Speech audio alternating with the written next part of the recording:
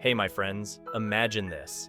It's the 1800s, and the world is bustling with activity, like a beehive on a summer's day. People are busy with their daily lives, but there's one nagging problem: keeping track of time. Sure, there are wall calendars and almanacs, but they're not exactly convenient, especially when you're knee-deep in work at your desk. That's where the desk calendar swoops in to save the day, like a caped crusader of organization.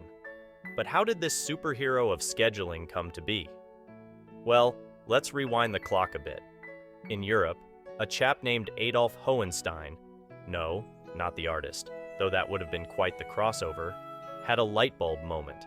He thought, why not shrink down those massive wall calendars and make them desk-sized? Genius, right? Meanwhile, across the pond in the good old USA, Joshua Pusey was tinkering away in his workshop.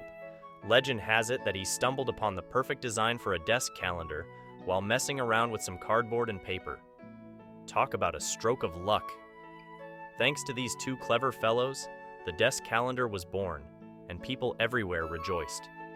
No longer did they have to strain their eyes to see distant wall calendars or dig through dusty almanacs. Now, timekeeping was as easy as glancing at the calendar perched on their desk, right next to their morning cup of joe. But the story doesn't stop there. Oh no, it's just getting started. Over the years, the desk calendar has undergone all sorts of makeovers. From simple cardboard designs to sleek, modern versions, it's adapted to the ever-changing tastes and needs of society. Today, you can find desk calendars in all shapes and sizes, from classic flip-style ones with cute cartoons to high-tech digital versions that sync with your smartphone.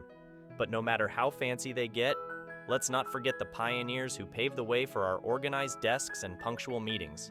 So, the next time you glance at your desk calendar, take a moment to appreciate the ingenuity of those who came before us. Because without them, we'd still be lost in a sea of time, desperately searching for the nearest wall calendar. And there you have it, folks, the epic tale of how the desk calendar came to be. Who knew something as mundane as a calendar could have such an exciting backstory?